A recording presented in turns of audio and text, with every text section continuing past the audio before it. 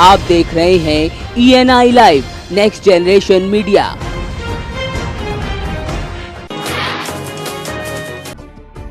मध्य प्रदेश में हो रहे किसान आंदोलन में सीएम शिवराज की मुश्किलें बढ़ती जा रही हैं, तो मुसीबत में भाजपा के सहयोगी अब शिवराज की बचाव में आ गए हैं। इसी के चलते केंद्रीय मंत्री अनुप्रिया पटेल ने शिवराज सरकार का बचाव करते हुए घटना को निंदनीय बताया, तो वहीं परिवारों के लिए मुआवजे की घोषणा भी की। साथ ही अनुप्रिया पटेल GIC मैदान में मोदी फेस्ट कार्यक्रम में शिरकत करने पहुंची थी। ये किसानों का देश है। मध्य प्रदेश के मंदसौर में जो घटना हुई, निश्चित रूप से वो घटना निंदनीय है और इसलिए मध्य प्रदेश में सरकार है जिसने अपनी संवेदनशीलता का परिचय देते हुए तुरंत इस घटना का संज्ञान लेते हुए किसान परिवारों के लिए मुआवजे की भी घोषणा की और पूरी जो घटना है उसकी जांच की प्रक्रिया को भी प्रारंभ किया है। मैं यही अपील करना चाहती हूँ कि जांच सरकार के द्वारा जो कराई जा रही है वो निष्पक्ष रूप से हो, किसानों के साथ किसी भी प्रकार का अन्याय न होने दिया जाए।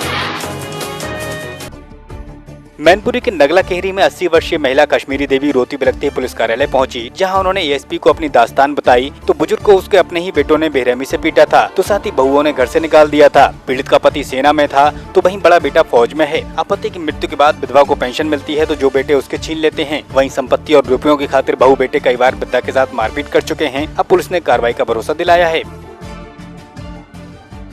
आज SP ऑफिस पहुंची थी। इनके लड़कों ने और पड़ोसी ने काफ़ी मार दिया था, डर से करा रही थी, चल फिर नहीं पा रही थी।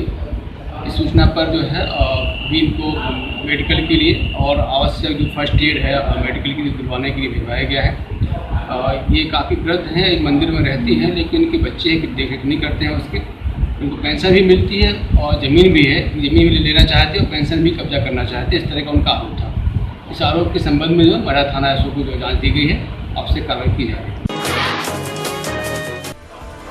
संभल के गुन्नौर में जमीनी विवाद को शांत कराने पहुंचे युवक को उस समय गोलियों से भून दिया गया, जब अपने चचिया ससुर के साथ वो घर सोने जा रहा था। तो वहीं फायरिंग के बाद बदमाश मौके से फरार हो गए। तो साथ ही भाजपा समर्थक प्रधान पर हत्या का आरोप लगा है। तो वहीं ग्रामीणों ने शव को सड़क पर रखकर जाम भी लगाया।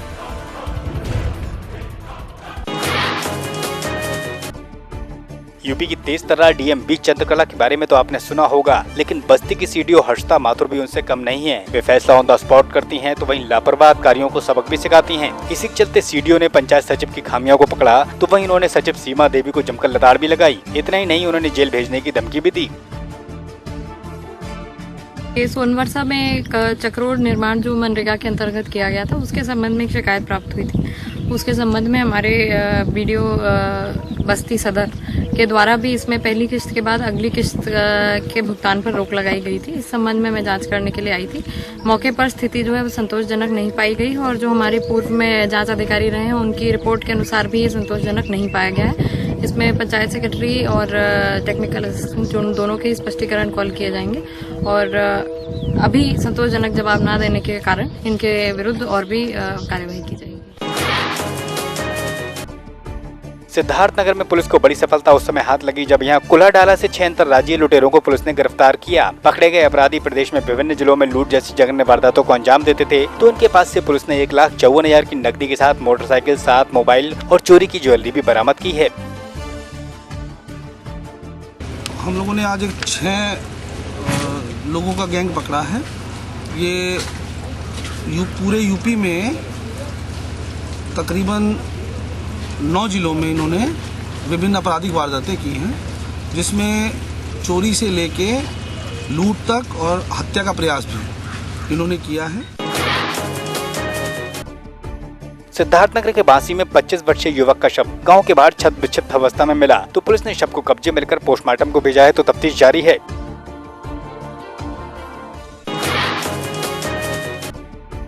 इकोनो के श्रावस्ती और गुलौला में DM के निर्देश पर SDM ने मेडिकल स्टोर्स की जांच की, तो कई जगह नमूने भी भरे। इसी के साथ झोलाछाप डॉक्टर व बिना लाइसेंस की दुकानों को चेक किया, तो दुकानदार फरार हो गए। अब गैर कानूनी लोगों को नोटिस भेजा गया है, तो वहीं लोगों में हड़कंप है।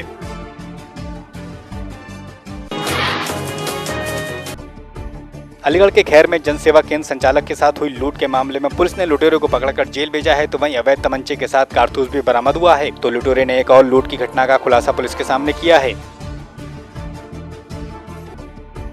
अलीगढ़ के खैर में मरीजों को ठंडा पानी मुहैया कराने के लिए समाज सेवी संगठन ने प्याऊ का निर्माण कराया है, जिसका शुभारंभ SDM सहित डॉक्टरों ने फीता काटकर किया। तो गर्मी में यहाँ मरीजों को ठंडा पानी मिल सकेगा।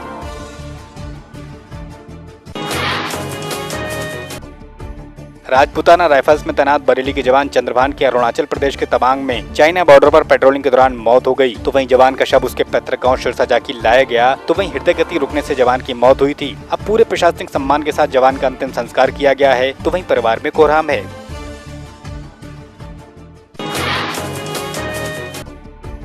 झांसी के बड़ा गांव के दिगाड़ा में किराए के मकान में चल रहे ब्लड बैंक के कारोबार को पुलिस ने पकड़ा। तो वहीं मेडिकल कॉलेज से 10 किलोमीटर दूर ये खून का धंधा संचालित होता था। यहां जबरन कैद कर रखा गया डोनर जब भाग निकला तो उसने 8 अन्य डोनरों को बचाया। तो मामले की पड़ताल अब जारी है।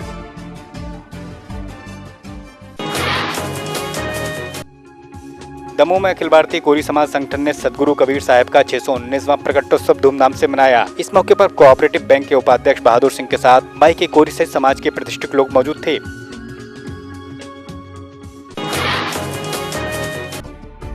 कोरिया के चिरमिरी नगर निगम में कांग्रेस कार्यकर्ताओं ने चक्का जाम कर घंटे भर हंगामा किया। तो वहीं बैंकों के साथ एटीएम में नकदी न होने के कारण यहां धरना दिया गया। कांग्रेसियों का कहना है कि 1 महीने से बैंकों के एटीएम में कैश नहीं होने से लोगों को दिक्कतें आ रही हैं। इसी के साथ उन्होंने नोटबंदी को भी गलत ठहराया। जुड़ी हुई अर्थव्यवस्था को लेकर यहाँ पे रखा गया है और मेरी ही नहीं पूरे देश में अर्थव्यवस्था इतनी ज़्यादा चरमरा गई है और इस तरह से आम जनता परेशानी झेल रही है। उसी तारतम्य में आज चिरमिरी में ये कार्यक्रम रखा गया है।